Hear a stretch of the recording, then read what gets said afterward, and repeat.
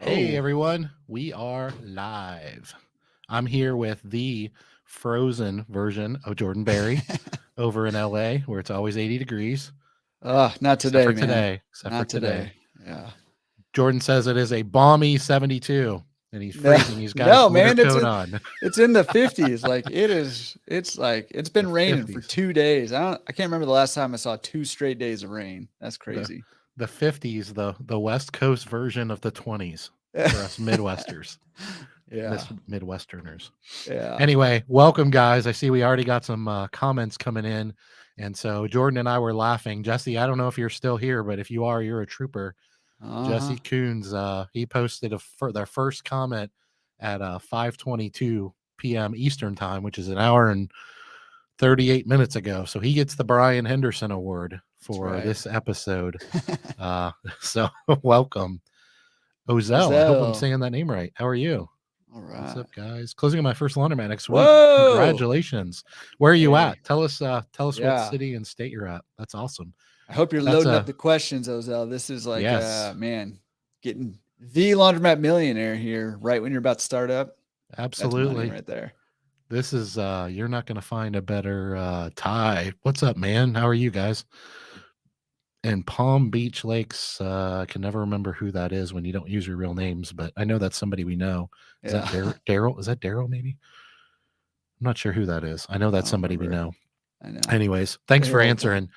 Yeah, the question was I would like to know if there's a national wholesale distributor for laundry products, hangers, Tide, laundry bags, pickup services, things like that, that has better prices than Sam's, Costco, Walmart. And the answer is no, not really. Waleed. Waleed in the house. Hey, all Daryl. Thank right. you, Daryl. I can never remember. Yeah, Daryl. So Yeah. I knew it was somebody we knew. Dude, But welcome, Waleed, real guys. quick. Waleed is killing it on his YouTube. They hit 100 subscribers. Commerce and Chill. He's got his podcast there. Nice. Go check out And Waleed's podcast, guys. yeah, his Commerce and Chill. YouTube, he hit 100, and then I turned around and I turned back around. He was at like 200 already, and so I don't know what he's at today, but he's Nice. they've been rolling. So and they All got some right. good stuff. Go check them out. Nice. How many episodes they got? Do you know? Waleed, how many you got? They got a Tell bunch. us. They got a bunch. Everybody go check out Waleed's podcast. I know I'm going to. I've seen a Yeah, few things, but I've never actually clicked on it. Every time I'm not sure where I've seen it. I guess it probably maybe was on, Instagram. yeah, maybe it's He's Facebook or maybe Facebook. LinkedIn. I think he and I Yeah, I connected think on they're all LinkedIn. over. Yeah, Yeah, killing it. And Waleed, you are fully expected to be at the Laundromat Millionaire Conference yeah, for man. sure. And we are going to shame you into coming. Shame you. One of the 103 episodes. Look at him. Holy moly. Whoa. He's Yeah, got he's almost killing as it. many as me and you combined. I In fact, know. might be More. maybe more than both of us How many combined. do you have? I don't know, like 30. Oh, we got you still, I'm Waleed. slow rolling it. I'll Pick never up your catch you. slack. You do one a week, we do one a month. No, I'm kidding. Yeah. No. But welcome, guys. We are excited to do this again. And I don't know if anybody noticed or not, probably not, but we skipped November because Jordan ate too much turkey and I don't he eat was in a turkey. turkey coma. Oh, look at Oh, Logan. Logan. I texted Logan early today and told him he needed to get on here. And Logan, Probably you can do it on Facebook or YouTube's probably best, YouTube or but Facebook. Facebook is fine too. This is streaming on LinkedIn, YouTube. These are Laundromat Millionaire channel. YouTube, LinkedIn, and Facebook. Um, you have two more subs. Yeah. But anyway, so yeah, welcome everyone. Hey, We are Linda. excited that you're here. Logan told me earlier that he couldn't commit, that he was going to be playing with the kids, and I guess he's Dude. teaching his kids how to do Q&A. Hey, Logan, come on. I know his kids are like pretty young, but seriously, they're never too young to learn a lot laundromats. Yeah, get him And I on know he here. would agree with that. Yeah. Yeah, he would. Yeah. He would. Yeah. Well, hey, So guys, get those questions rolling in too while we're just chit absolutely. chatting a little bit, and make sure you guys are connecting over there in the chat. Always my favorite part. Uh, Definitely. connections in the chat. Absolutely. Before we jump into the questions and start posting them in there, guys, if you pre-ordered my book, Laundromat Millionaire, I shipped out the last copies today. So I know a lot of you have already started to get them. But I sent out the last, I don't know, 20 or 30 today. Um, So, and it was a little bit of both hardback and paperback. So if you haven't received them yet, you should be receiving them in the next week or so. Can I just say real quick that Yeah. that book looks real snazzy behind you there, man. It's like, that's like official. Nope. Wait. Nope. Other side. Yep. Okay, I'm backwards. Yep. Look at that. Oh, I got to Looks move out of the good way. though. There, Looks right there. good. Right there. Yeah. I got to make sure I keep my big mug off to one side so I don't block it there. Nothing like a little what is it? Shameless self-promotion. That's it. If you haven't gotten my book, guys, go get it. I'm a firm believer that it's going to help a lot of people. So go check it out. Laundromatmillionaire.com. Supposedly you've shipped my 10 copies to me already, but I'm still waiting on them. I told Jordan that I shipped his 10 copies. We'll see if I actually did or not. But that's what happens when you live in California. You're on the other side of the world. Everything takes twice as long to get there. Or maybe that's what happens when you live in Ohio, depending on how you want to look at it. Well, shipping from a third world country is not True. always the fastest. True story. True story.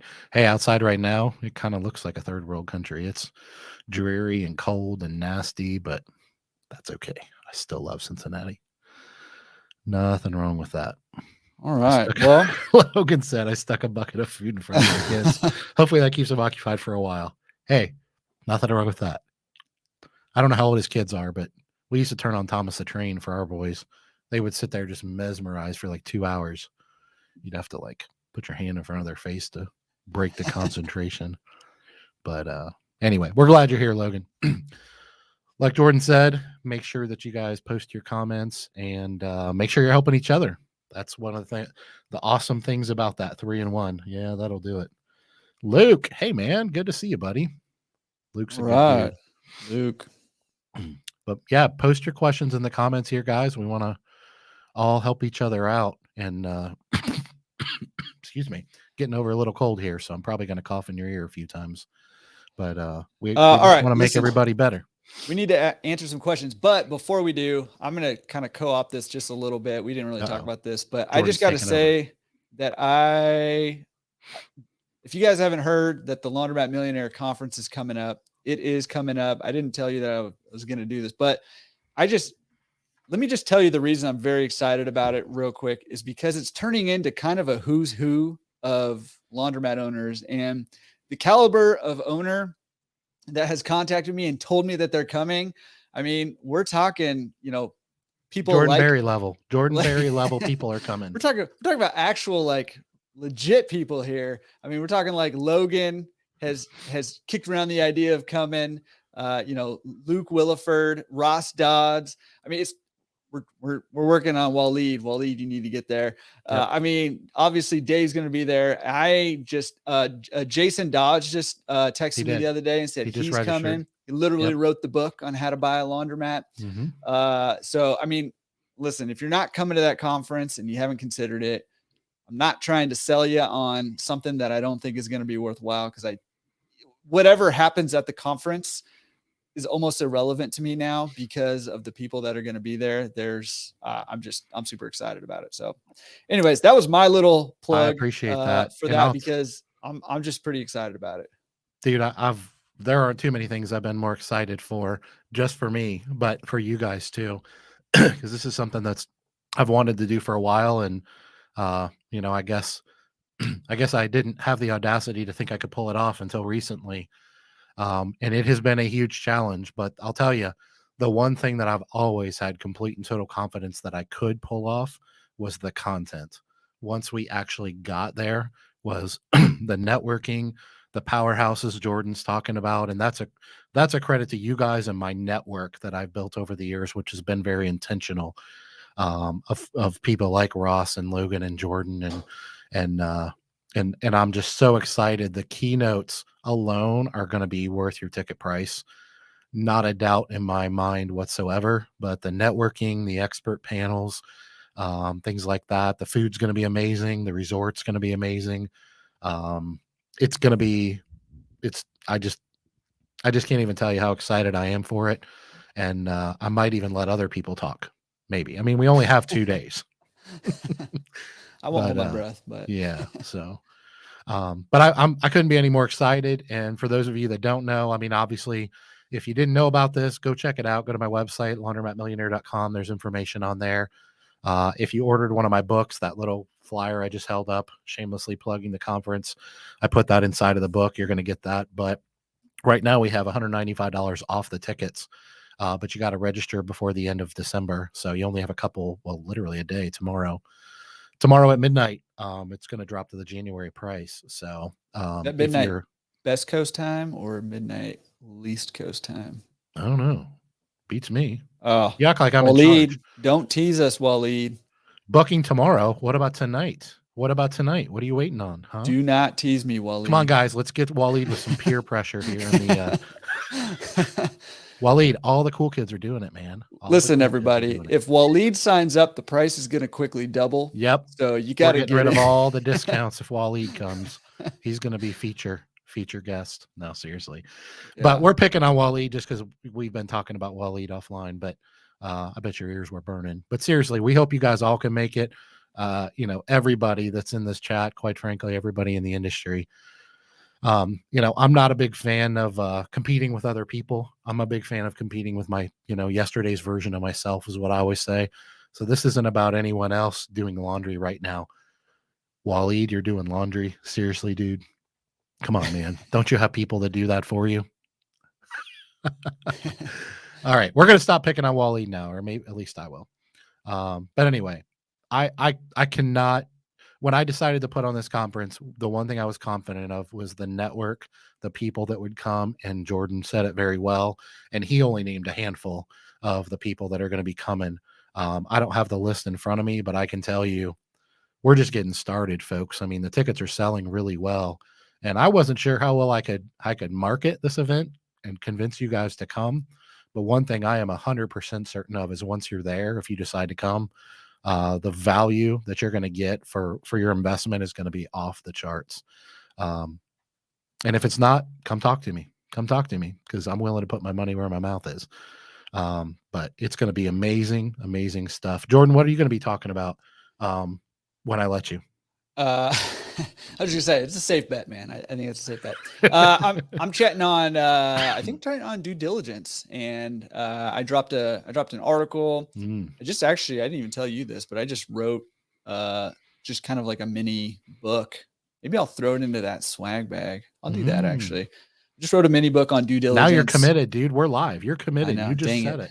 Dang it. All right, I'm gonna do it. I'm gonna throw a mini book in the swag bag there, and it's gonna be on due diligence and just making sure. I mean, for me, one of my big things, especially for the newbies, is make sure you buy right the first time. And I want to talk about some ways to ensure that, because that's something that I didn't do, and it's hurt me over the long run. So so that's what I'm chatting about. And what I like about it too, I don't want to get too much into this because I want to help some people and answer some questions. But one of the things that I like about how things are shaping up right now with the conference is that you've got stuff for the newbies all the way through, experienced laundromat owners, but also experienced business owners. And that's really what I'm excited about, is to be hearing from, kind of the spectrum of people, and not just from within our industry, but also, talking about success in business in general, because I think there's a lot of people who have a lot of things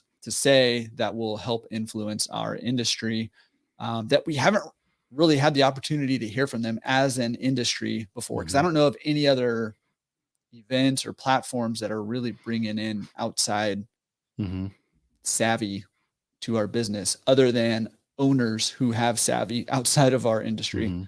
So I'm excited about that. Well, that's something that I really think makes this conference unique, and I did that very intentionally. Hey, Mike, how are you, man? Good to see you.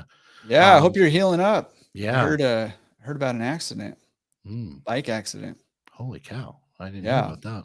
Yeah, let me know how you're doing. Wow, let us know how you're doing, Mike. I mean, you must be doing okay if you're on here, hopefully. But yeah, I mean, one of the reasons I did that, and then we'll get into the questions. So, guys, by all means, start dropping the questions in here. One of the reasons that I did that with the conference was it was very intentional. And the reason why is I've told people, awesome, on his way back. Good to hear. I've told people for years, I've learned a ton from attending, the Clean Show and other conferences in our industry and podcasts and books and stuff. And I have. but I've probably learned at least 50% of what I know about business from attending conferences and reading books and podcasts and stuff from outside the industry. And I don't know why, but it doesn't seem like enough of our industry does that. I don't think we shun it. I think we just forget about how much value there is outside the industry.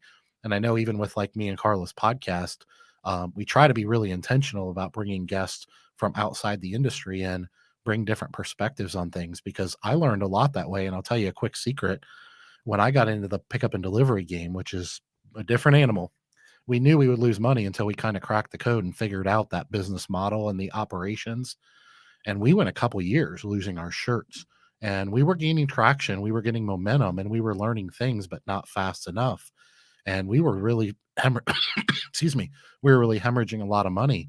And what kind of cracked the code for me was a combination of a bunch of things, but the big one was I went out to lunch with a friend of mine that's a really amazing entrepreneur and owns restaurants. And we were talking about business, we were talking about pickup and delivery, and I was telling him I've done this and I've done that. Well, if you know the restaurant business, that's a labor intensive business and the margins are very slim. So if you want to find somebody that really knows business, find someone that runs a successful restaurant and they will know business. I can assure you. And it's so funny because in like a 2 hour lunch one day, he almost single handedly fixed my business. And he never even seen my store, seen my vans. He was just like, "What are your problems?" And we start talking through them, and he just blah blah blah blah blah blah blah blah blah blah. And that was a really light bulb moment for me where I realized that I needed to do a. This was years ago. I needed to do a better job of reaching outside our industry, and bringing that knowledge and experience in, because sometimes a different perspective is what it takes. So, anyways, as Jordan was mentioning at the event, we're going to have a LinkedIn networking expert that's going to be there, an author by the name of David Cobb at the conference. We're going to have a Microsoft executive. Hey, Jim, how are you, man? We're going to have a Microsoft executive there that's going to be doing a talk. And we're bringing value from outside the industry for sure. And we want to, we want to put us all together in one place, spend a couple days together, build those relationships and share that knowledge and information. So that was very intentional. Absolutely. And we'll be doing that at the future conferences as well. But Yeah. anyway, Hey, Mike, and thanks hey, for bringing Jim. that up. Jim, you can check out laundromatmillionaire.com. There's a link at the top there for conference. I don't know if you can put things in the chat. I can't put things in the chat from over Yeah, here. I can. Yeah, let me grab that and do put that. a link in there. So while you're doing that, let's jump in. If you guys have questions or topics that you want to discuss, that's what we're here for. So those of you guys who are just about to close on a laundromat, throw those questions in there, or wherever you're at on your journey. That's what we're here for. And if you just have some topics that you want to discuss too, because there's a lot going on in our industry right now. So let's chat. So I got a couple questions. I'll throw them out there and we can chat about them. So you kind of hit on the national wholesale distributor. I don't really know of one that I know of. I mean, Cleaner Supply has some stuff. But I don't really know of another one. I don't know if anybody in the chat knows of a national wholesale distributor. I don't know. I don't know of a wholesale one. I would, I would call. I mean, I guess Sam's Club is maybe technically wholesale. They like to pretend like they are. I mean, Cleaner Supply. I don't think they're. I don't know that I would consider them wholesale. I think they're more retail. Can we chat about the benefit kind of of stuff. if there is a benefit? Norton Supply. Is there a benefit of doing the wholesale route over, say, like a bulk order? All right, there we go. Now you got a link for the conference. So yeah, appreciate that. Sorry, I'm not as quick and suave as Jordan. I can't do it on the fly. So I just threw this out to you. Yeah. Is there a huge benefit to going the wholesale route as opposed to, like a bulk order? I personally have found that pricing is relatively similar. I know you can defer the taxes on the wholesale side, and maybe that's the main benefit of it. But yeah, I mean the pricing difference is wholesale is just the pricing, and you got to buy it in bulk. So I think those would quantify as the same thing, which is why I say like Sam's Clubs refers to themselves as a wholesaler. yeah. I think they are in some ways, but I think they kind of, sell things in bulk at retail prices too. Just because you sell in bulk doesn't mean you're selling wholesale, is my Yeah. point. Yeah. Um, but Absolutely. but unfortunately, there's not anybody in our industry that's really cracked the code on that. I believed for a long time that there's a tremendous opportunity that somebody wants to be ambitious and create a business model. But yeah, the cleaner supply, the Norton stuff like that, my opinion, and I don't know if there's any of the owners of those companies in here. My opinion of those would be they're not really wholesale prices. Mm-mm. Um, they might operate as a wholesaler, meaning they primarily serve us business owners, but I don't know that their prices are a true wholesale price. That would be my observation, not that I've studied it or anything like that. But yeah, the Norton supplies, the cleaner supplies, the Sam's Clubs of the world, that's where we get all of our stuff. That's where we get everything from. We get a few things from Walmart and pay retail, but for the most part, that's where we get everything from. So we either buy it in bulk, or I'm sorry, we almost always buy it in bulk, but I don't know that we're always getting a wholesale price. Yeah. Yeah. Okay. Awesome. Awesome. Awesome. I think a lot of people kind of piece things together too. So if that helps, they'll use a Norton supply, a cleaner supply, Costco. I use a Jetro Yeah. Yeah. here, those kinds of things. So, They're like a um, Sudsy. Don't you have a yeah, Sudsies out there or something Sudsies like out that? here. Yeah.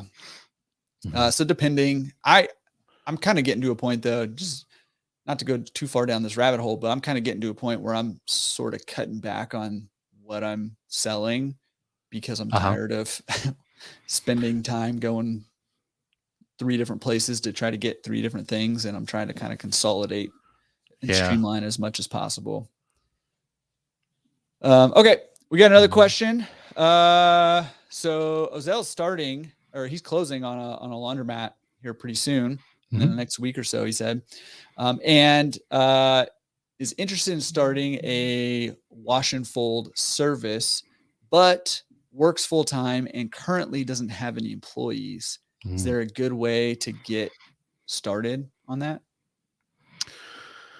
Oh, geez. Yeah, it's kind of the age-old question, right? Which equipment's the best? Yeah, I mean, there's a couple rules of thumb there. I don't necessarily like my well, I guess what I would say, Ozell, is in my opinion, the best thing to do, and I know not everybody, in fact, most people don't have the finances to do this. The best thing to do is just make the decision, the conscious decision to go attended, either partially attended or fully attended. Build that into your business model, build that into your price, and then it's real easy to implement a wash and fold service because you have staff on duty that you can train. There are the drop locker situations of the world where you can put lockers in, have staff come in off peak times. There's situations where people will have a cleaning contractor run their own wash, dry, fold service out of the store, and they just pay retail prices for your vend, and kind of keep an eye on the store, if you will. I'm not really a big fan of those things, although I think in the right situation they work. What I would encourage you to do, because you mentioned you're just buying it, is to focus on just your core business, which is usually going to be self serve. You probably have, I would guess, you probably have quite a bit to learn regarding running a self-serve store. So I wouldn't be in a huge hurry to take on new revenue streams until you really hone that in, especially if you have a full-time job. That being said, it can be done. I did it. I started a wash and fold service after I think about 3.5 years. Um, and I still had a full-time job. I owned 2 laundromats that were at the time partially attended, and we had graduated from unattended to partially attended, which is why we decided to implement the wash dry fold, was to help cover the labor costs. So I think it's one of those things where, like most things in life, if you're starting something from scratch, there's almost always going to be that investment, either time or money up front. Excuse me, time or money up front that you're going to have to make in the business. Um, and if you don't have the time, then it pretty much has to be the money. And if you don't have the money, it has to be the time. What are you snickering about? Did I say something? All right, listen, Brad. I don't like your sass, buddy. It is well within the 50s right now, not 60 degrees. Oh, Okay. I didn't see that. Well within the 50s. I just He's want you to freezing. know. He's I freezing cannot over feel there. my fingertips. It's He's horrible. in his house and it's 60 degrees outside. um, I hey, thought I said something. no, I want to, there's a couple more that I'm going to come back to here. here in a second, but I wanted to, Logan is bringing up a good point. And the reason I'm excited about that question, and I'm not excited about it, I'm interested in this question. I just got done with an interview with Mark Stern from Eastern Funding talking about what to expect in 2022. And a lot of what we hit is this inflation stuff. What are interest rates doing? What about the distribution of everything slowing way down? How's that going to affect our industry? So I think it's a great question. And Logan is in this spot where he is expanding rapidly. He's trying to, and he's watching prices rise and, timelines from ordering to receiving equipment expand months and months and months now. And his question is, anybody else pumping the brakes on expanding? Yeah, I am. I mean, I'll be real transparent with you. This project I'm doing that most of you know about, kind of almost building a new store. It was an existing store, but we gutted it down to the studs. I mean, our costs, we've been doing this for 12 years, so I had a pretty good idea of what my costs would be. And our costs are, I mean, our bids are coming in triple for plumbing and electric and things like that of what they should be. And these are contractors I've worked with for years. So trust me, I'm not being gouged or anything. And they're even telling me, Dave, we're doing the exact same work for a different customer that we did 2 years ago, and our bids are triple because their labor costs are going up. They can't find people, so they're having to pay overtime to the guys they have, and then their supplies. My electrician told me in the case of electric panels for my new store, he said, Dave, there's some situations where it doesn't matter what I'm willing to pay. I can't get them. And if I can get them, I'm basically being gouged because it's from people that have them and they know nobody can get them. And he was like, so if I want to do the project, like if you want to build a laundromat, you pay this price or you don't. The thing that I guess a lot of us know on here is although inflation is definitely aggressive right now, the the thing that's softening that a little bit is that money's so cheap, interest rates are so low, and terms are so great right now. It softens the blow, but it definitely doesn't make it feasible. And so the reason I raised my hand, Logan, is because I actually was talking to Carla about this project probably 5 months ago.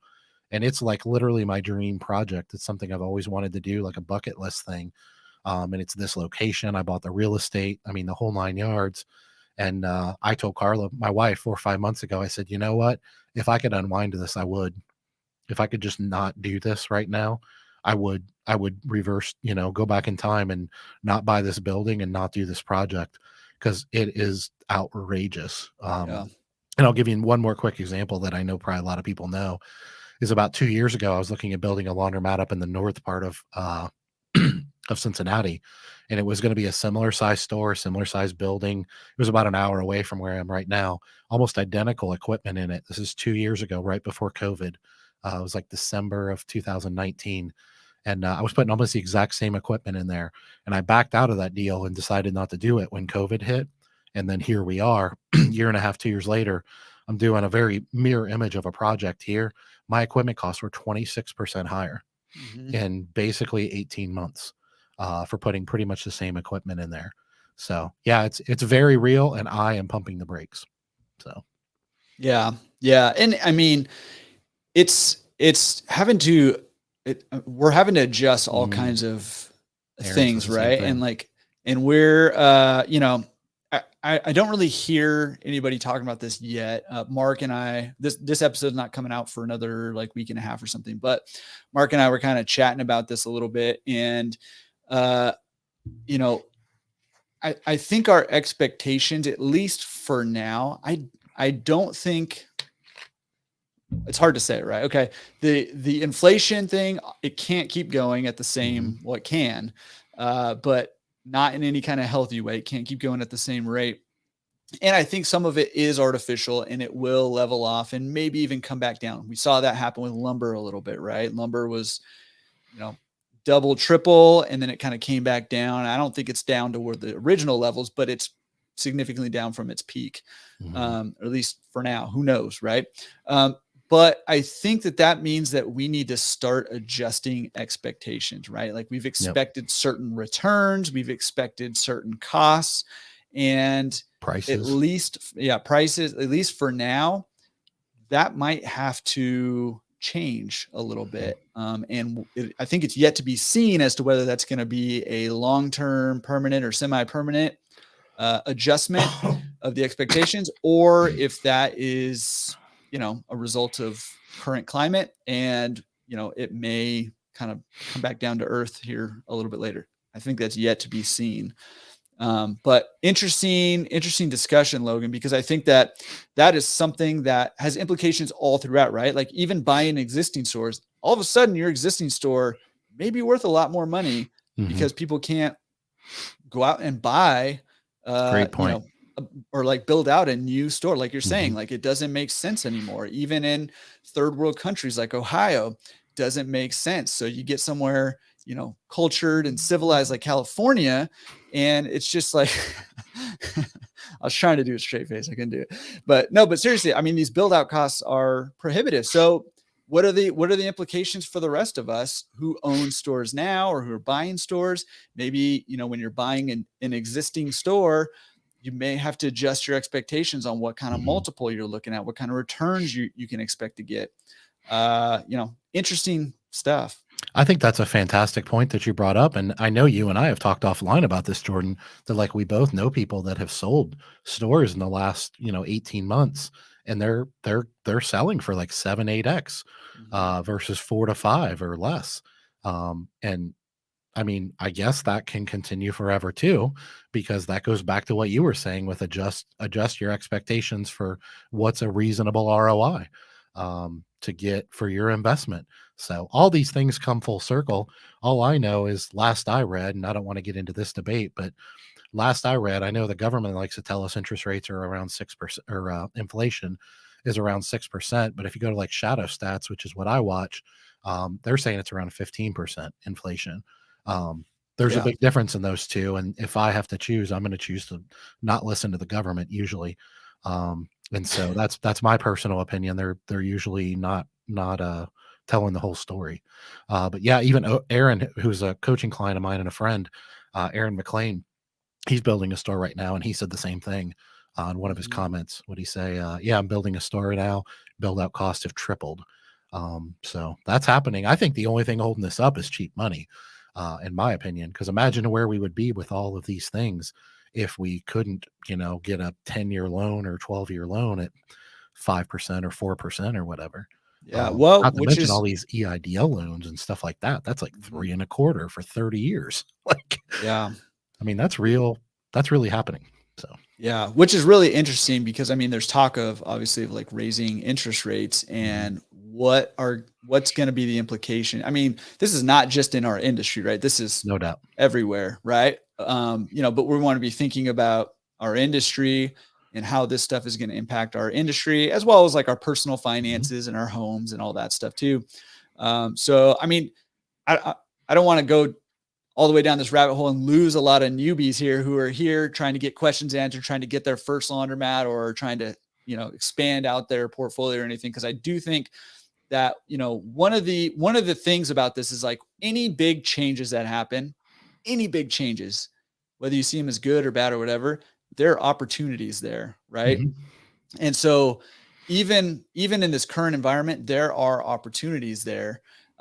But you just might have to be a little more creative. You might have to think a little more outside the box. Somebody mentioned SBA, so longer amortization, lower interest rates, all those things, like getting creative, maybe more seller financing, maybe more private lending. I mean, finding creative ways to acquire businesses to try to get a return that is acceptable for you, right? And the people who don't want to put in the time, effort, mental energy that it's going to take to figure out the transition, no big deal. You don't have to do that. But the people who do that stand a really good chance of coming out on the back end of this in a much better position than when you started. So Yeah. And Richard says in here, 20-pound washers going up to $7 in March. it's That's crazy. a part of the equation too, guys. Mhm. I've been beating this drum for 5 years or more now. We got to raise our prices. We got to do it aggressively. I mean, if you didn't do a 15% in price increase this year, you lost ground. Think about that for a minute. And I know this is theory. We can debate whether 15% is real or whatever, but, and maybe deflation will happen. We don't know. But if you believe that inflation was 15% in the last 12 months, hypothetically, if you didn't raise your prices 15%, you lost money. You're losing ground. And if you're not doing more aggressive increases than that, then you're certainly not gaining ground. Your business is not healthier than it was before. The beauty of it is, and you touched on this for a second, Jordan, and then we'll move on. The beauty of it is there's always a silver lining in everything. Whenever you're in an environment like this, the good news is that the barrier to entry is going up. See, we're all talking about wanting to grow our businesses. Me and Aaron and Logan are wanting to build stores, and Odell's wanting to get into the industry, and that's all great. We all want to be aggressive and grow our businesses, but there is a flip side to this. That is, if you are in the industry, um, I'm not saying you're bulletproof, but you're a little bit more bulletproof than you were before, because as those costs skyrocket, if it costs more for me and Logan and Aaron to build stores, then it costs for everybody else to too. So the likelihood of them, building new stores and over penetrating our market are not as likely. So there is a silver lining in there, but it's definitely not a good thing. I would agree. Yeah. And while we're talking prices real quick, I just want to plug this. I try to plug this as much as I can because I hear this a lot where owners are hesitant to raise prices. This is not the time to be hesitant to raise prices. Okay. This is how, if you're hesitant, Jim, good on you for bumping up prices New Year's Day, but man, keeping them the same after 5 years. I mean, that's, it's dangerous to do that. Right. So make sure you raise them to the right amount, Jim, because zombie mats are created by owners who don't charge enough. That's how zombie mats are created, because all of a sudden you don't have enough income coming in to be able to keep your business up, to be able to reinvest in your business, because your prices, you're not charging what you should be charging in order to have a healthy business. And when you don't do that, your laundromat slowly deteriorates, and then you don't have the funds to,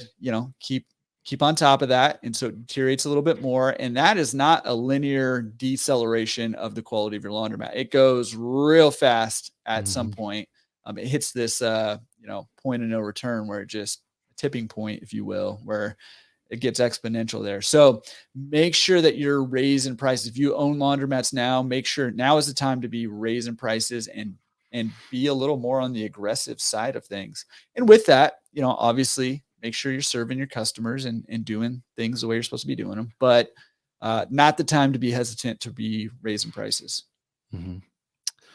Yeah. All right. So let's jump on to another one here. Mike put one on here I thought was really good. He said, once a retool and remodel is wrapped up, how long after you see a significant uptick in business?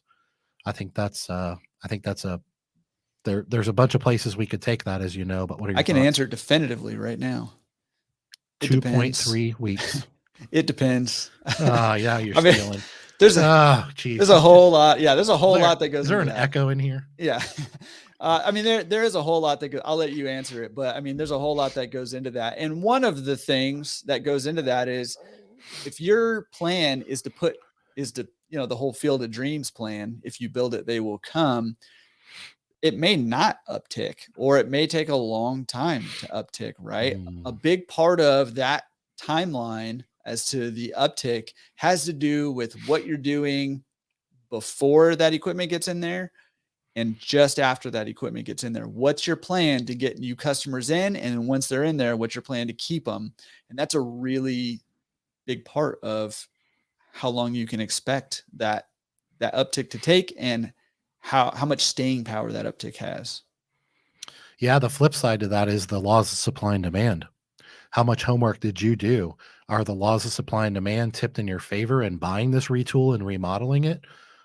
Did you do your homework? And we're not talking to Mike here. We're just talking, hypothetically for everybody now. Because I'll give you a quick example. When I bought my second store, which is a long time ago now, I didn't know much about the industry, but what I did know was my market, the laws of supply and demand. There was like 9 laundromats within a 20-mile radius of my store on the east side of Cincinnati. And basically all of them were dumps except for the one I had just bought and remodeled, and it was about 15 miles away.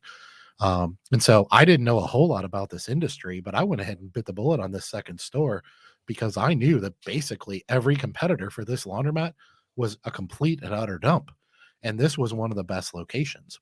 Yeah. I didn't really know any more than that. I didn't know how to do due diligence and things like that.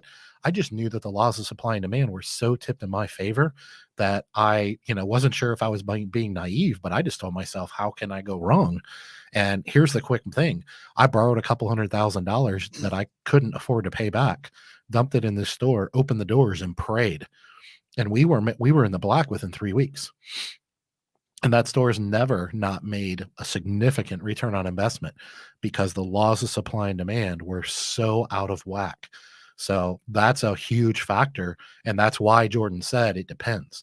Well, I mean, if you're building in an over-penetrated market or buying a store and retooling in an over-penetrated market, the answer to the question may be that you never see that uptick, which is what Jordan was referring to. But if the opposite is true, the old saying, if the laws of supply and demand are tipped in your favor, you almost can't screw it up. And if they're not in your favor, it pretty much doesn't matter how smart you are or how well capitalized you are. You're probably going to lose on this deal. And I think anybody in just about any industry would tell you that, retail, service, real estate, whatever that applies to. Yeah. Man, a lot of good questions rolling in Yeah, right there now. are. You, We're you on a guys are roll. killing it. Nice Uh, job. So somebody asked way back earlier, what are your thoughts on having mismatched equipment in your store? Is that they said they're a little bit OCD and prefer the same equipment, but is it a big negative to have mismatched equipment? I'm actually a lot like, I didn't see the question, but I'm a lot like them, whoever it was. I'm kind of OCD and it drives me crazy. That being said, I've been forced to learn to live with it, at least in the past, not so much now, just because I didn't have a lot of money and I did things in pieces and phases to get to where I am now. So I've had to learn to live with it. And what my experience has been is, as long as they are working and functional and clean, and otherwise your value proposition is in line, meaning you have a good location, you have good parking, you have good staff, your customer service is there, all these things. I don't know that customers really care, or if they even notice if this equipment is Hipsch and this is Wascomat and this is Milner. I don't think the customers really care. I do think that there's something to be said for the ease of use of a store, meaning a lot of times if it's different brands and designs and different cabinets, a lot of times it's confusing. It's not really the brand, it's the design of the machine that can confuse people. And they're like, well, this looks bigger. And I've had people tell me all the time, I had, kind of the old school Milners with like the big cabinet, the drum. They're not very These things deep, but they're, the they're Cadillac tanks, of our man. industry. They are, they're Tanks. tanks. I had some of those in my store until just a couple years ago. I pulled them out. Those are 35-pound machines, whatever that means. I pulled them out and put 40s in. And I checked the cubic inches, and the machines I put in were bigger, although we know that's not always true. And customers insisted, I put decals on them that say 40-pound machines and stuff, and customers insisted they were smaller because the Milners, the cabinet doesn't surround the drum. The drum isn't as deep, but it's wider, and so it looks like a bigger machine. And they were upset that I was charging more money. And it was, it's something eventually they just had to get over because the Milners were gone. But something like that, if you were to have, 20-pound Hipsch machines sitting next to 35-pound Horizons, or even 60s, in some customers' opinions, a 60s might look like the same size as a 35-pound Milner. So that's the type of obstacle I think you're going to encounter. I know customers don't really care about brand. And then the last thing is, if they get the size proportions down, but they use these machines for 2 of their loads and then go to use these machines, well, they have different controls. Mhm. And so a lot of times the controls become confusing, or the soap trays become confusing. So I don't think it's ideal. I think that's ideal in a perfect world to all have uniformed machines, but it's just because I really believe it goes back to that ease of use. And that, well, I talked about throughput all the time, and just I think it goes back to that. I think it's part of your value proposition, but I don't really think it has anything to do with aesthetics other than just the proportions of sizes. But that's just my opinion. That's something I've had to live with. But obviously, I'm building a new store now, and it's all going to be the same equipment, and I'm pretty excited about that. But what are your thoughts, Jordan? Uh, I mean, I echo a lot of what you said. Logan said, if you have to mismatch, make it match. And I would say, he said, put the layout in a way that the machines are together, which I would say yes. However, I think the more important thing than that even is getting the right machines in the right place, the right size machines in the right place. So Mhm, as long as it makes sense, it's all numbers, right? And you may not mhm, know the numbers right away. And so, if you ask, is it okay to have mismatched machine? I'd say, yeah, it's okay to have mismatched machine. Is it better to have all the same? Probably, mhm. unless it's all bad equipment, but probably. But if you have mismatched machines, that's okay, as long as your numbers are still working, in which they should be there. So, yeah, if you're starting new or you're retooling a store, obviously you're probably going to go all new machines. But a lot of times that's not an option. You're going to inherit a store that has multiple different brands or something like that. So I think the layout, kind of what you're mentioning, the throughput, the layout, all that stuff is more important than having all the same machines. And I would say just make sure. I mean, you want your eye, you want things to look good, obviously, but looking good, in my opinion, is secondary to being customer friendly, right? Mhm. And business friendly. And so, having everything match and everything is great as long as it's not costing you business, or, people aren't going to jam stuff in the 20 pounders when they really should be using 40 pounders just because it's closest to the 60 pounders because those are the same brand or something like that, if that makes Mhm. sense.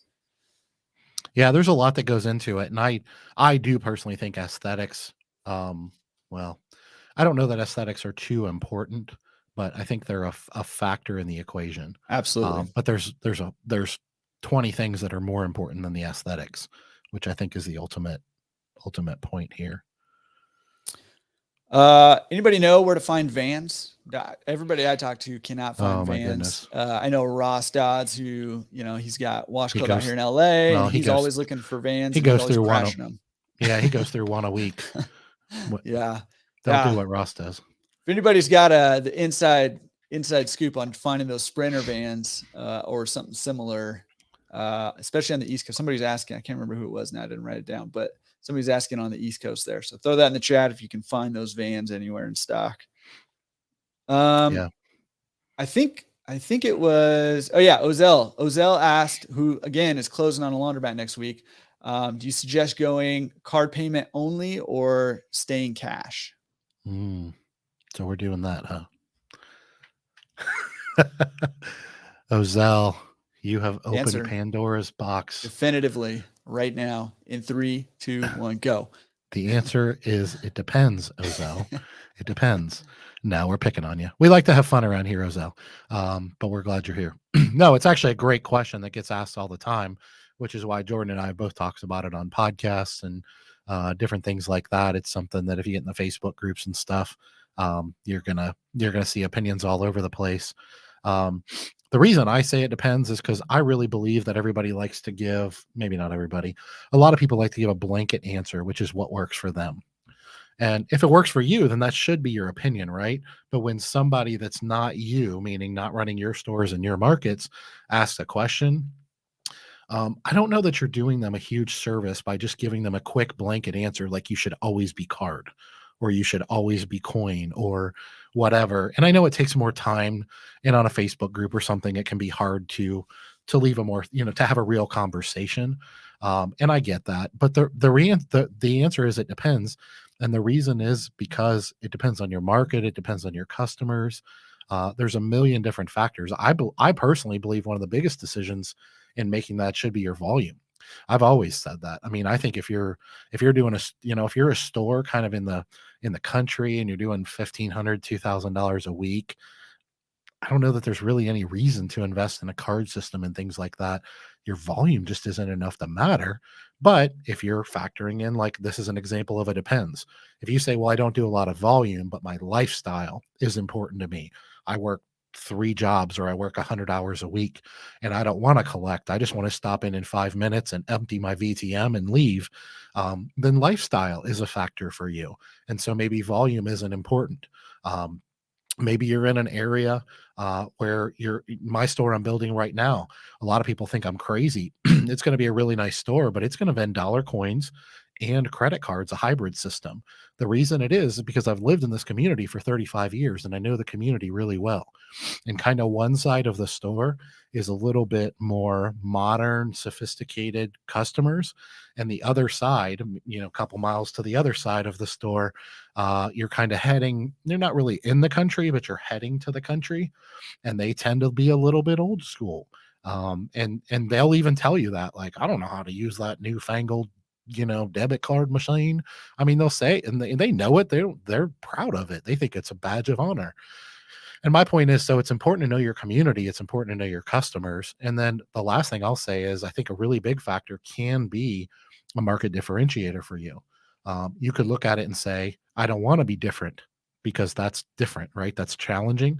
But you could also look at it and say, I want to be different than my competitors. And I'm willing to put in the effort and time that it takes to what I call train my community to use something revolutionary, something that's going to make their life easier, whether they know it or not. So that's what I've always kind of looked at is there's like a million factors. So the reason it's so debatable is because there's a bunch of really legitimate arguments and discussions for why and how to do what you do. But what makes sense for Jordan might not make sense for me. Um, so I think your market is a big factor, and I think your lifestyle is a big factor. Yeah, well, Mike Morris seems bent on starting a fight and wants to know what about like a store card versus credit card payment systems? Which one's best? Definitively, right now. It Tell depends. us. It depends. Well, I think I just answered the other question, but I'll answer again since I'm being put on the spot. Um, yeah, the answer is that a credit card tap system is always the best, 100% of the time. No, I'm kidding. Um, No matter what. yeah, I mean, honestly, Mike, we're being a little facetious here, but the answer is the same as it was with the other one. Is there's a million different factors. Now, if you're asking a question like, let me try to read between the lines a little bit here and take you literally. Store card system. I would assume you're referring to like a loyalty card system, but then you say like a credit card tap system. Well, you could. Those could be the same. I mean, there are I'll give you a perfect example is Luke Williford's system, payment system, IPS or something like that, that they developed for their stores. It's a store value system, so it's a store card system, but it taps. It doesn't swipe. So the method of payment and the method of transaction aren't always the same things. So this is an example of where it can get really confusing. But if you're saying a store card value based system where you put a $20 credit on your card versus a credit card system, take the word tap out of your question. Credit card system, meaning you swipe your debit or credit card or tap it, doesn't matter. And it takes money out of your bank account. I think those are also a matter of lifestyle and personal preference. But I know most customers that I talk to, if given the choice in those two, meaning a store card or a credit card swipe or debit type of system, they would much rather only have the money taken out of their bank account that they spent at the store versus having to put nice even round numbers on a card. And then if they spend 15 of the $20, now they have that float left on that store card value system. So the last thing I'll throw out here is I know it's talked about all the time how great a prepaid loyalty card system is for the owner because of the float, right? Everybody likes to talk about the float and how that'll pay for your system. And that's all very true. But if you flip that around, well, somebody's paying for that, right? Somebody's paying you for that service you're not really providing. And that's the customer. So I think a lot of times uh, in these situations, we have discussions, and we'll only have the discussion based on one side of the equation. So, like a store value system, who's is that better? Well, if you ask most owners, they'll say yes because the float benefits them. But if you ask most customers, I think they'll say no because the float is taking away from them. They're paying money up front for something that they're not getting value for at least that day. Um, I don't know if that makes sense, but this could go on for hours, as you know. What are your thoughts on this, Jordan? I know Ross is like a. I know he's not on here today, but he's a card Hitler. Yeah. Well, I mean, and he's looking to scale rapidly, right? And Yep. if you want to scale, I was just having somebody left a comment on one of my YouTube videos today and was like, well, if this business is so good, how come there's no huge investment groups coming in and buying up a bunch of them? And, which, is a legitimate question because, we claim there's really good returns here and there's obviously obstacles to that. Mhm. But one of the things is, that the cash stores, they're kind of impossible to have 100 quarter stores or even dollar coin stores, right? It's Mhm. just impossible. And Ross is looking to scale. So, the card system is a must in that situation. I will say another kind of factor to consider is your demographic. And if your demographic is not the kind of demographic that has a bank account, which is true of a lot of people here, Mhm. say in South LA, where my laundromat is, a credit card system's not going to work because they don't have credit cards and they don't have debit cards. Where a loyalty card might be better in that situation if you're going to go the card route. So, I mean, I think there's a lot of things to consider. Real quick though, Izza, congrats, maybe closing by tomorrow on the first Mhm. laundromat. Whoa, that's exciting. And what's up to Joe Dan Reed joining us? Yeah. Jody and late to the party, but we're glad you're here, man. Yeah, he said freedom by IPS. That's the system I was thinking of. That's Luke's system, and that's a value-based system that is also tap. That was the example I was using there. Eric says, I'll go ahead and put his comment up here. He says, I know I'd lose clients with card system, but once I get 4 to 5 stores, I don't know how you deal with cash and be able to have a life. That's Great that's question. exactly what we're talking about. I mean, Yeah. this is a moving target that's always changing. And Eric, you hit the nail on the head there. Um, and I think the other thing I'd add too is I know I've heard many, many, many times people say, oh, if I went to a card system, I'd lose my shirt. And then I talk to an owner that's quarter mile away that has a card system and is flourishing. So I don't claim to know your market, Eric. I'm not talking about you, but don't be afraid to challenge the status quo. Because sometimes what you believe to be true may not be true. But I'm in a market where I think if I actually went all card, I think it would be an uphill battle for me. So I also understand what you mean. Yeah, Starbucks making bank in that float, according to Logan. It's unverified information. He said Starbucks holds $1 billion in float. Yeah, Yeah. Joe Dan. I chose this instead of the Peach Bowl. Man, we're honored, Joe Dan. We are honored. That's right. This is way more exciting. Yep. Uh, Yeah, and uh, Logan answer to answer your, that may be true. I have no idea if it is. Obviously that's not hurting their business model, but how do their customers feel about that? That's personally how I make decisions. I always try to make decisions based on win-wins versus win-loss. And the reason I've never cared for a value-based system is just because, yes, I'm benefiting in some ways, but I've also felt like it's at someone's expense. Not saying I'm right, just saying that's how I've always looked at it. It just never really sat right with me. But I definitely get the lifestyle thing for sure. yeah, and I mean, I think Starbucks deals with typically a slightly different demographic than a Good lot of point. laundromat does, Yeah. and a lot of that demographic isn't really going to sweat a little float. Whereas a lot of Mm, laundromats are dealing with, edge of poverty type of people where, $10 sitting on a card is kind of a big deal yeah. when they're struggling to pay monthly bills and stuff like that. So depending again on your It's a great demographics and all point. that stuff. So a lot to think about, but not to Yeah. overwhelm anybody with the details. Um, Mike Morris asked another question. I'm not sure I exactly understood, uh, but I think the gist of his question, and Mike, correct me if I'm wrong. I think the gist of his question is, how do you know when it's time to raise your prices, your vend prices? Is that the question? Yeah. Is there a percentage point for a monthly or quarterly loss that is a marker? I think his question is, how do you know when to raise your price? When's the right time? Yeah, that would make sense. um, what I've always done, I'm not saying this is right. This is how I run my businesses. Is I want to be at a minimum 30% margin on my business, And so I do whatever I have to do to stay there. If my expenses go down and my revenue goes up because I grow and I get above a 30%, that's fine, but it's unacceptable to be below that for me. And so that's how I make determinations is when my expenses go up, my prices go up, and I don't apologize for them. We talked about prices early, and I'll give you guys a real world example. In May of 2021, which was, 6 months ago, 7 months ago, my pickup, excuse me, I apologize, guys. I'm getting over a cold here. Um, my pickup and delivery prices, well, I guess in April, I raised them in May. Um, I've raised my prices 60 cents a pound from May to now, which I looked it up the other day, and it was 27% that I raised my pickup and delivery prices in 7 months. Um, it's because my expenses have went through the roof. I mean, So I've does that given even cover your gas price increase? gas, I mean, It's crazy. Labor, everything. utilities. I mean, there's Yeah.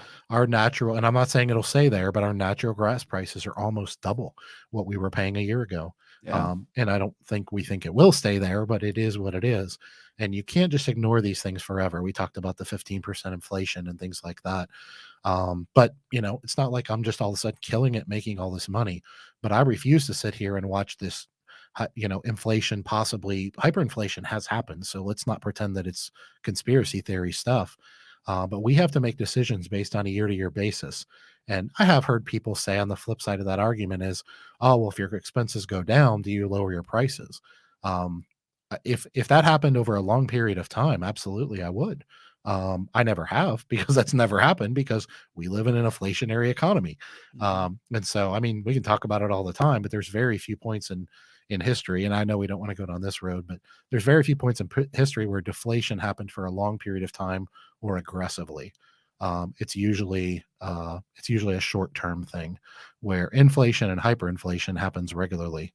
But just so you know, in the time that I gave those drastic price increases, gasoline, natural gas, and I gave almost everyone in my organization about a 20% raise. I did it because labor costs were going through the roof, and I was going to lose some of my best people if because they could go to across the street and make 20 bucks an hour. And I didn't want to lose my best people. So business is business. Business is about two things. I've always believed this. It's about people and it's about math.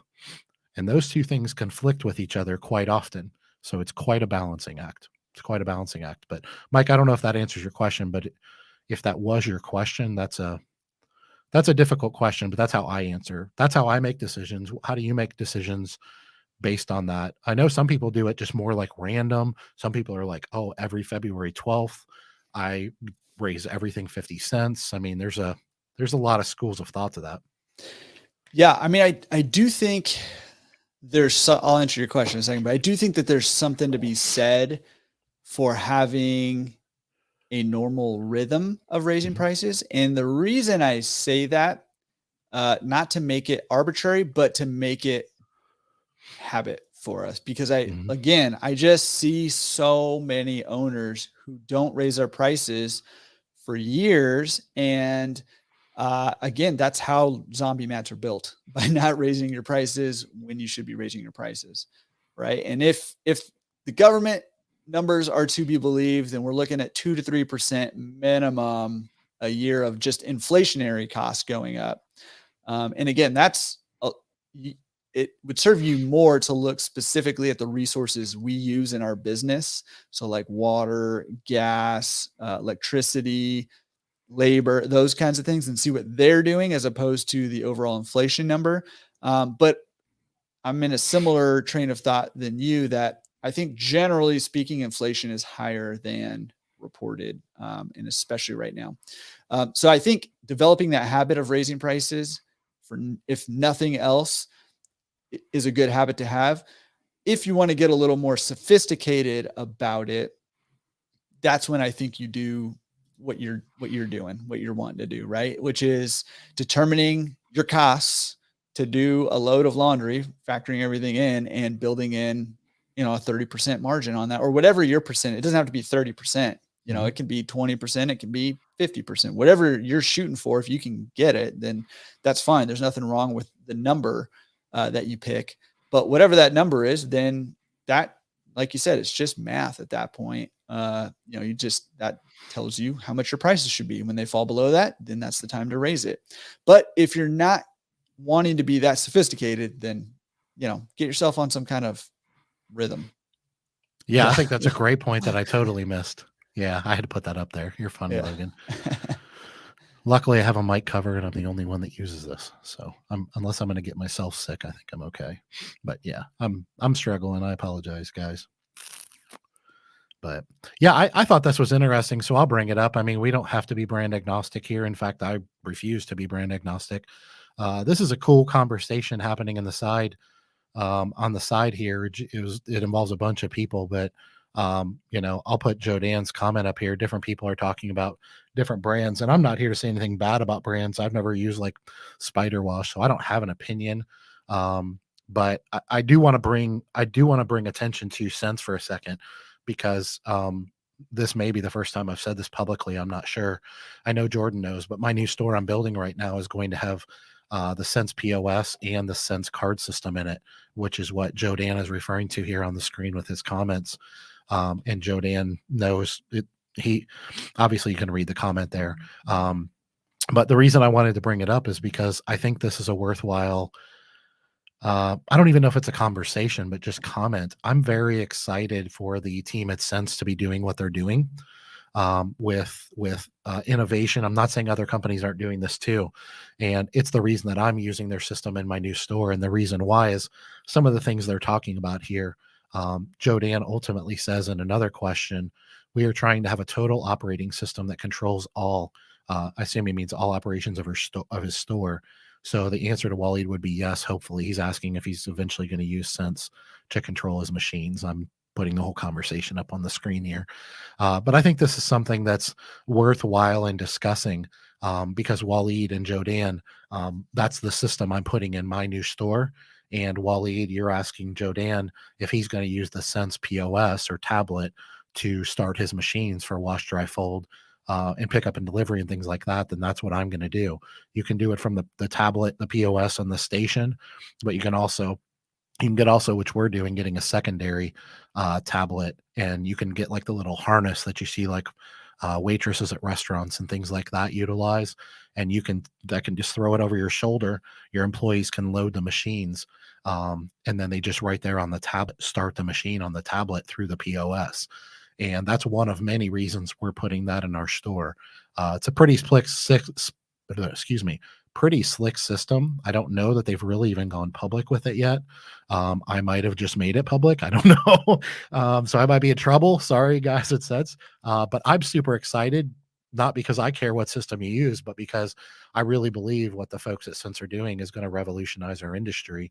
Joe Dan and I have talked about this. He's a friend of mine. Excuse me. And that's why he knows a little bit about what's going on too. But Waleed, I know you use their POS, if I remember right, and their DoorDash pickup and delivery, things like that. But yeah, what you're describing, Waleed, is what I'm doing in my new store, and I'll be giving out more information on that on my YouTube channel and stuff as we come out. But I'm also a big fan of the support at Sense. And once again, not saying anything about the other companies. Jim Evans asked if the Sense system is swipe or tap. It's a tap system, which is kind of the newest modern payment methods. But it's something I'm excited about. I don't know if you have any comments, or I know you and I have talked a little bit offline about it. I'm excited for the industry, which is why I decided to kind of call attention to this. I really believe that this is good for our industry. Not saying anything poor about the other companies. I don't have an opinion on Spider Wash, for example. You trying to get me into trouble too by talking Yeah, about this I mean, I don't want to be in stuff trouble that's by not out there yet? myself. I don't want to be in trouble I'm by just kidding. myself. Last I've talked to Sense, that card payment system is not available yet to everybody. They're dealing with the same issues as everybody else, trying to Supply get chain, chips yep. and supply chain issues and stuff like that, and they don't want to roll Yep. it out until they feel like they can fulfill orders. But that is something that they're working towards, and that is something I bother them about every week, because every week I'm doing coaching calls with people who are looking exactly for that, and I can't give it to them yet because they don't have it yet. So I Sense, get know on your game, Sense. I probably Come on. just created a problem. So Yeah. Well, what hey, can I say? I don't solve too many problems, but I create a lot of them. So it you're makes life welcome, interesting. guys. I don't know what to say. But yeah, no, to answer your question on that real quick, or not question, comment.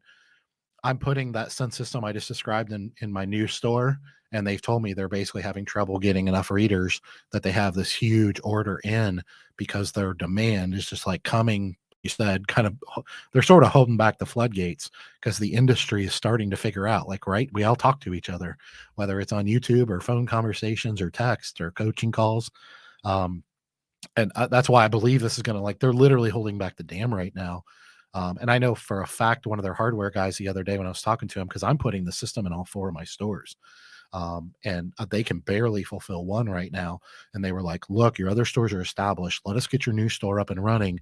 And they were telling me like May or June before they can get more readers, and they've got like a huge order on tap or whatever they call it, and they can't get them. But I do believe this is going to really, really revolutionize our industry. I'm pretty excited.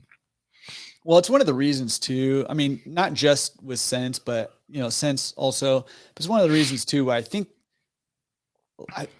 I say this all the time, but more has happened in the last few years in our industry than I think has happened in decades Mm, before that in agree. terms of revolutionizing what's happening and where we're going as a business. And that's why I think that it's very timely that you and I started doing our things. I don't think, well, I know I didn't do it intentionally, timing wise, but I think it's very timely because there has not been a lot of places where people can go to talk about this stuff and to get Hmm. this kind of information and to think ahead like this. Because I think that having a system like Sense or whatever, insert whatever you want to there, but having a system like that available to us, there are implications to that. And I mentioned this earlier, right? Whenever there's big changes happening, there's opportunity. And so asking the question, where are the opportunities? And this is how we should be thinking,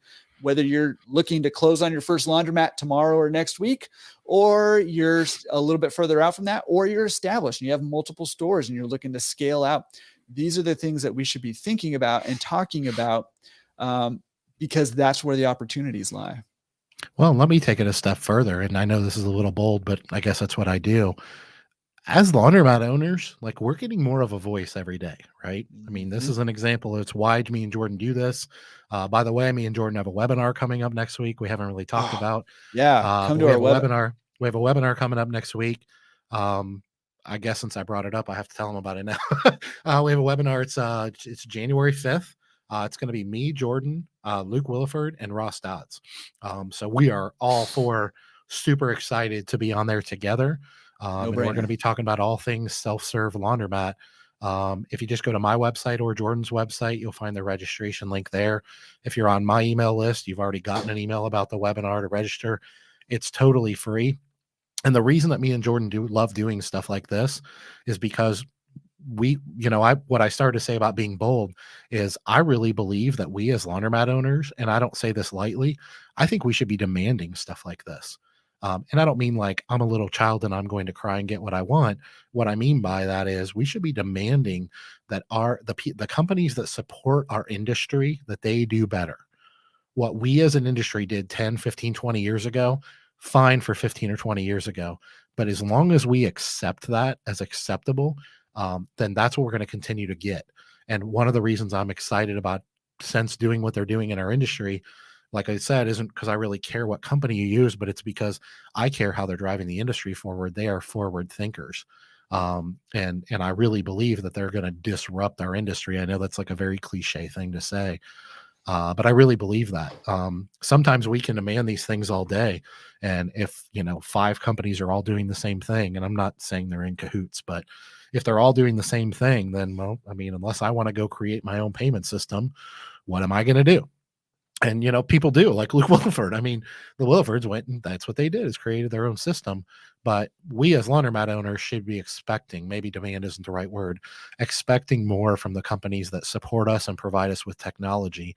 And when you see a company trying to be forward thinking and revolutionize the industry, we should be trying to support them, and at a minimum having conversations with them. If you don't want to buy their product, fine, but at least be having conversations with them about not only what they're doing now, but what they're doing in the future.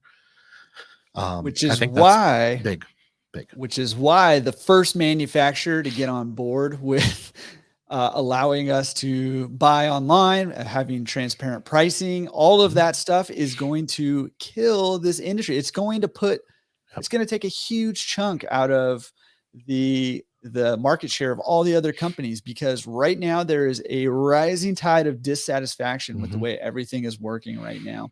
And right now, as everybody's kind of twiddling their thumbs waiting for stuff to get delivered, would be a perfect time for somebody to come in and revolutionize the business in that way. And it will revolutionize our industry. So Mhm. hopefully somebody hears this and changes that, because I'm Well, I put Jim's comment up there. He says, "Does Sense allow you to use cards on both the POS and the VTMs?" The answer is yes. I know the answer to that, so I'll tell you. It's part of the reason I'm putting their system in my new store. This is an example of, I don't mean this disrespectfully, although it may come across that way. Our industry for basically ever and ever has been Frankensteining our businesses together out of necessity. We didn't have a choice, right?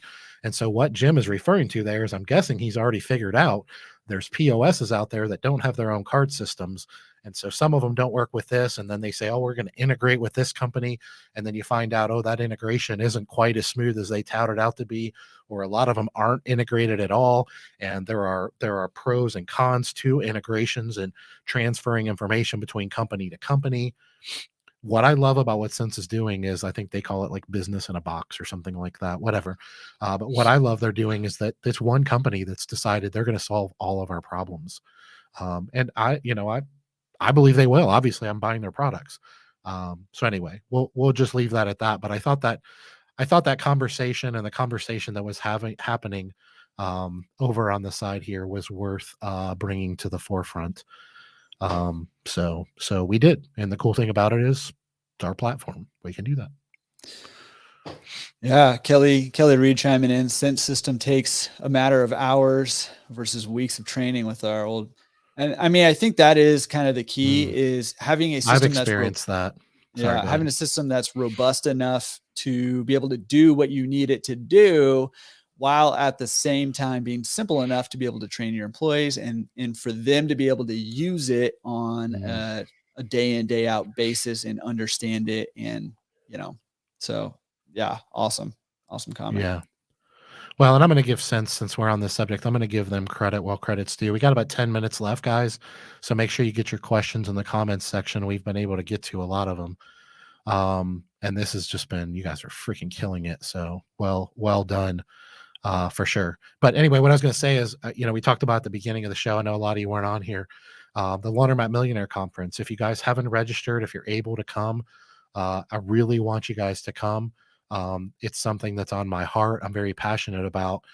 It's March 2nd through the 4th. It's down in Fort Lauderdale. I put the link earlier. I'll drop it again right here. But I put the registration link here in the chat. And if you register before the end of the month, you get $195 off of your registration. If you register after that, then the ticket price goes up. But at least check it out. Take a look into it. Jordan's going to be there. He's going to be emceeing the event. I'm going to be speaking. Jordan's going to be doing a keynote speech. Our friend Chris Mahalik from Prime Capital is going to be there doing a talk on laundromat financing and creativity and things like that. But the reason I wanted to pull this out before we end it today is because Alex Chakowski, the CEO of Sense, is going to be one of our keynote speakers. And for those of you that don't know, before they became into the laundromat industry, Alex was very successful in other technology companies, and he was at one point voted Forbes 30 under 30, and that's not a little thing. That's kind of a big deal. He's a super smart guy, and he's going to be talking to us about technology. He promised me he's not going to be selling cents from the stage. It's not what he's doing. He's there to just bring value to the entire conference. And I just want to take this time to just publicly thank Sense, because they are our marquee sponsor.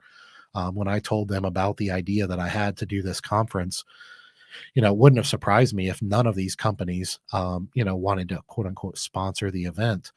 because I've never done this before, and I'm kind of learning on the fly and trying to figure it out, and just calling all my friends and begging them to help me, like Jordan. But the reality is, we have put together, and I don't say I say we have put together a powerhouse conference for you. Like, I'm confident this industry's never seen, and I just want to take this time publicly to thank Sense for being the marquee sponsor of the event, but also just for the value that they're going to bring to the industry. I know a lot of their team members are going to be there at the conference, and Alex is going to be speaking. They're going to be there for 2 days, guys. And this is an example. I'm not saying they're the only one, but they're an example of a company that's driving our industry forward. These are the type of environments that you want to be around. So, anyway. Yeah. And real quick, I mean, while we're on that, dude, you got to come to the webinar. Can you get a link to the webinar while I'm chatting away? You gotta come to this webinar, because not only is Dave going to be there rambling away like normal, but Luke Williford, who, Luke and Lee, his brother, they own 40 plus laundromats now. Mm-hmm. Ross Dodds, who owns 10 and is rapidly, he and I and our other partner with Diligence are trying to buy 2 other ones right now. We're opening escrow for them. He's rapidly expanding here in LA. It's got a solid pickup and delivery business here.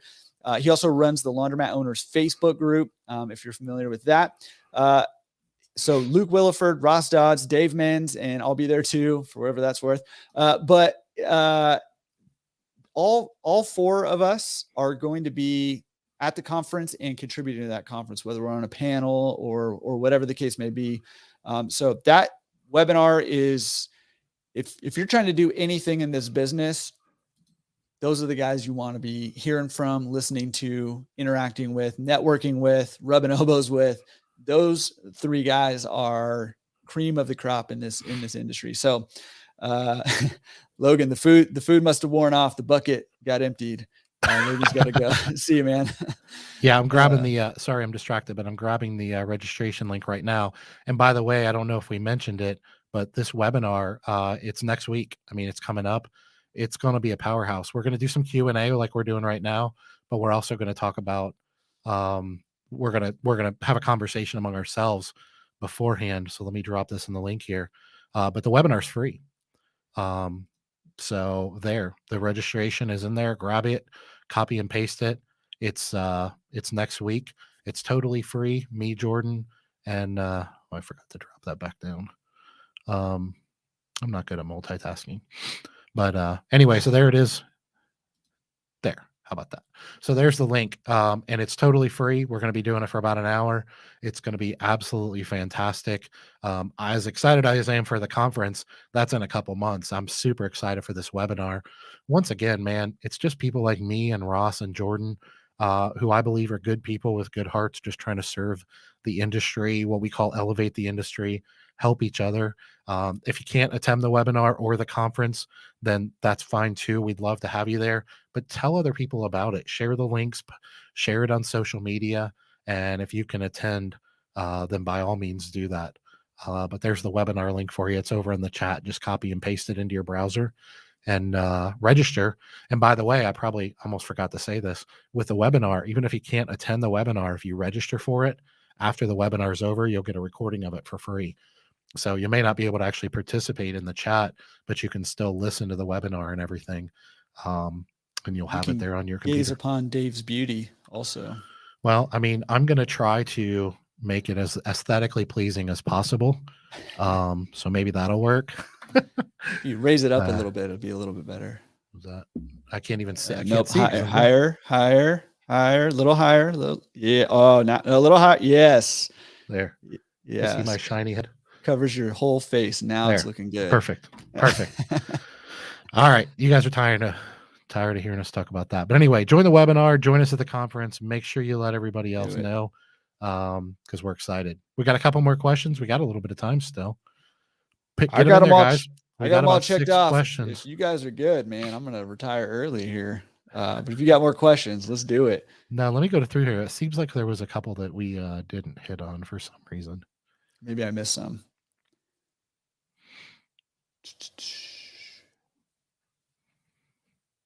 Yeah, Sam says they've been utilizing Sense and game changing. All caps, 2 exclamation points. Oh wow, I don't think I Big know deal. Sam Ellis. How's book Um, sales? Good question, Eric. they're good. I mean, the cool thing about my book, I appreciate you asking. Cool thing about my book, guys, is it's in pre-order right now. Like it's It's technically not not even even out. technically out. Yeah. Right. I literally just did that for what I call my tribe, for my friends and family and things like that, which is why I'm fulfilling all the orders myself and I'm autograph them and everything. We're going to be doing that for probably another 30 to 60 days. And then from there, fulfillment is going to be moved over to my publisher. And from there, they'll ship everything out. So if you haven't got a chance to check out my book, um, Daryl says, at what temperature does a Best Coast person need a hoodie? This temperature. 75 or lower. We're in 75. hoodie weather. That's funny. That's funny. Ideal temperature 84 degrees. 84 degrees. All right. Well, listen, guys, we're going to wrap it up a little bit early today. This has been absolutely amazing. Once again, check out the webinar. Grab that link before we go today.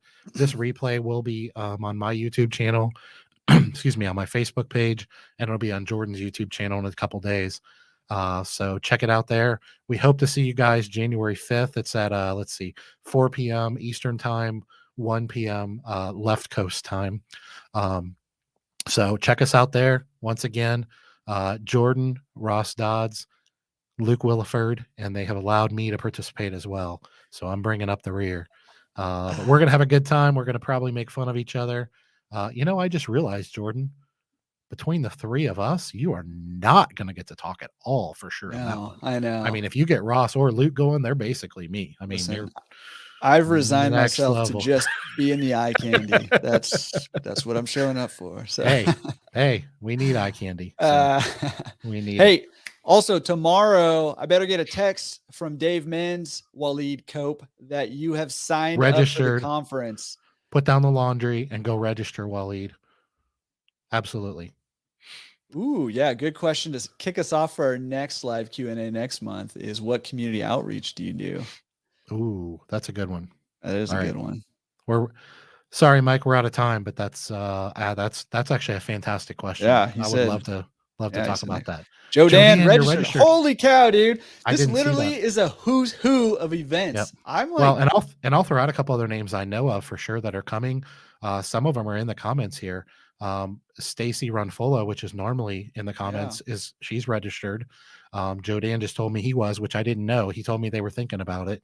So I'm super pumped about that. Joe Dan, shoot me a text. I got to talk to you really about what we something. want to know is Kelly coming? Because we Yeah. really, Joe Dan, I mean, we don't really Right. care if you're coming or Yeah. not. We want to know if Kelly's coming.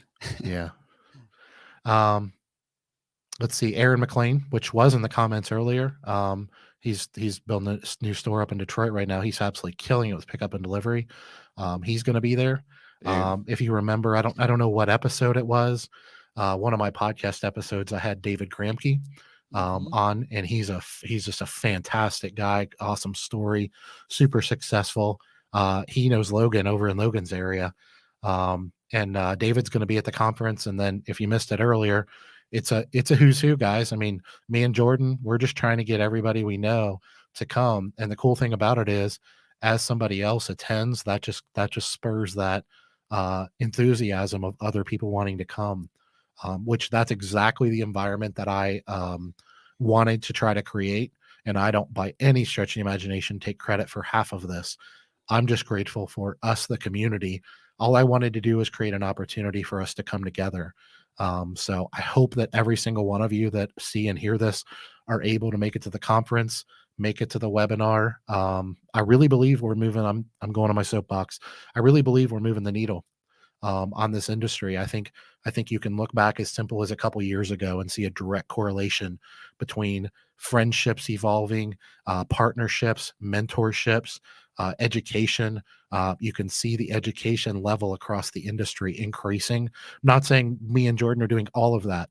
We are just trying to be a part of that, trying to foster, bring, kind of unity, if you will, to the industry, creating relationships and friendships among each other. And for those of you that are newbies in the industry, the reason that we called this event, the tagline is everyone's a VIP, is because this is not an exclusive type of thing. It's first come, first serve. So if you haven't got your tickets and you're new to the industry and you think maybe you don't belong, let me tell you something, you do. because this event is for you as much as it is for anyone else. And if you want to be successful in this industry, let me tell you something. Put yourself in a room with these powerhouse people, and you're going to learn a bunch of stuff.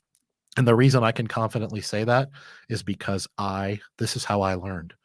I learned by, obviously the conferences weren't as common 12 years ago as they are today, but I learned through attending conferences like this, networking events, things like that. And I'm very, very confident that we're going to create an environment here where we can all thrive and grow. So I'm super excited about that. I can't tell you guys how much I appreciate you. Really do. Awesome, guys. Well, happy New Year. Everybody be safe out there tomorrow night. And can we just all kick off this year with a bang? And let's just come out hot. Let's come out running next year. And let's really, personally for our personal businesses, let's kick it up a notch. And also, as an industry, let's kick it up a notch and keep this train rolling, because I think it's going great places. So let's do it. Absolutely. All right, guys, take care. Have a happy new year. We will see you in 2022 next week at the free webinar. Take care.